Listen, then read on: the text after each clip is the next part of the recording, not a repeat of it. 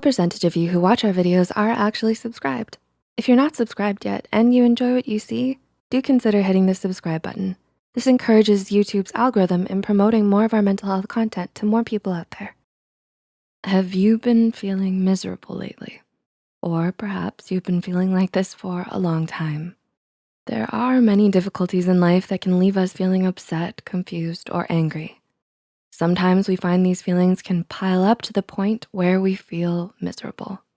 There could be many different explanations as to why you may feel this way, but there are a few common reasons that often lead to this uncomfortable feeling.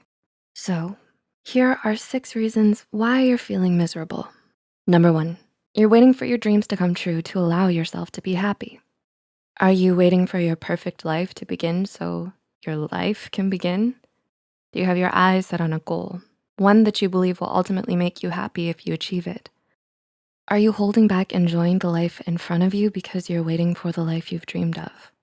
We should all have some goals to work hard and strive towards, but they shouldn't become a barrier to our happiness. Money may not make you as happy as you'd hoped. That dream job, years of hard work down the road, may not be all it seemed to be. Life is unexpected, so it's best to enjoy what you have in front of you and the journey towards your dreams in the process, instead of letting your dreams be the only world in which you can imagine a happy you. Number 2, you work to fulfill only your materialistic desires. Do you look for happiness in materialistic goods? Is it the next iPhone, purse, or car that will make you happy? Well, those feelings of happiness only last for so long. The thing is, people get used to new items pretty quickly. Sooner or later, you buy that dream car, purse, or phone, it will just be another means of transportation, another item in your closet, a dusty phone you can't seem to get working. And then there will be something new you set your sights on. Then the process just repeats.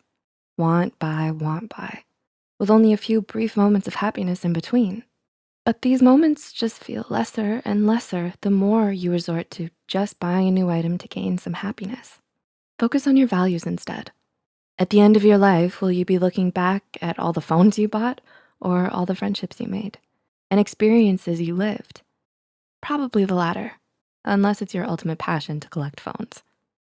Number 3, you ruminate on fictional, negative scenarios that likely won't happen. Do you ruminate on imaginative scenarios, often about the worst case possible, leaving you feeling anxious and mentally drained?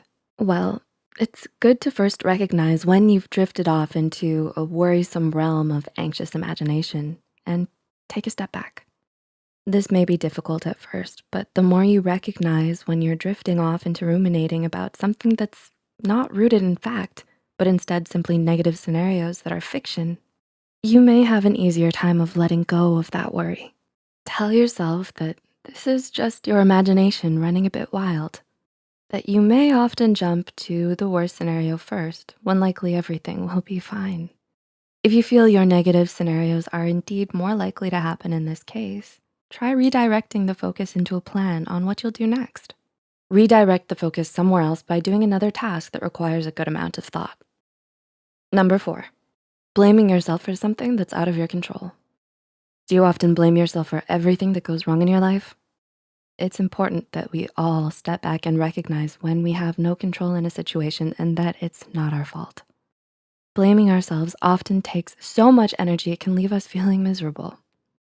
When you feel blame arising, remind yourself of whether or not you had any real fault. We can't have control over everything.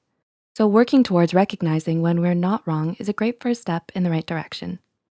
Once you've realized you're not at fault, redirect your attention onto something you love and appreciate. Engage in those activities that make you smile. It may just get your mind off your worries and onto something that makes you happy. Number 5, you're holding on to grudges or anger. Are you currently holding on to any grudges? Do you hold anger in your heart? When this happens, it's best to move towards letting go of this anger rather than holding on to it and hoping something changes.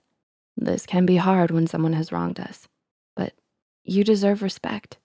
Give yourself the respect you deserve and try to focus your thoughts away from the person that wronged you. Determine if there'll be one who will stay in your life or one you'll move on from. Then forgive or let go of the anger and let the respect for your well-being fill that spot. And number 6, judging yourself too harshly. Do you judge yourself a little too harshly? It's time to give yourself a break. You're only human after all. A good step towards correcting this harmful behavior is to recognize that while you may think something horrible about yourself, it's not true. It's simply a thought.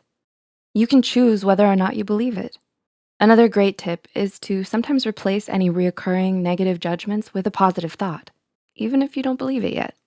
Even if you're not the perfect self you believe you should be, which no one is, by the way. You deserve respect and love.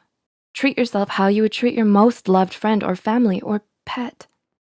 Would you ever say those harsh things to your dog if he was having a hard time? I think not. Yes, everyone's circumstances are different and it may be more difficult for some than others.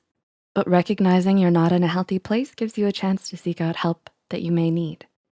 If these feelings of misery persist, it's best to seek out help from a therapist or counselor. They may be able to help you, and sooner or later, you may not feel as miserable as you once were. Happiness is surely possible. So don't shy away from taking the first step towards getting there. We can do it together.